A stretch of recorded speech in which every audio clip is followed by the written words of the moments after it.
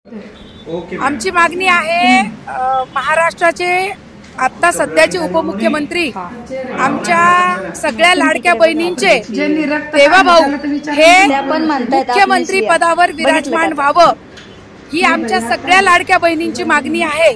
आणि त्यासाठी मी माननीय देशाचे पंतप्रधान आणि गृहमंत्री माननीय देशाचे पंतप्रधान नरेंद्रभाई मोदी आणि तडफदार फायर ब्रँड गृहमंत्री देशाचे अमितभाई शहा यांना मी माझ्या रक्तानी पत्र लिहिलंय।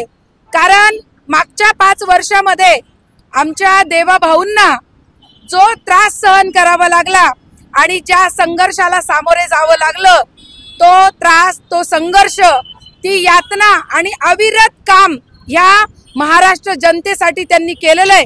त्यासाठी आम्ही ही मागणी करण्यासाठी आज आपल्या देशाचे पंतप्रधान आणि गृहमंत्री यांना आम्ही पत्र पाठवतोय।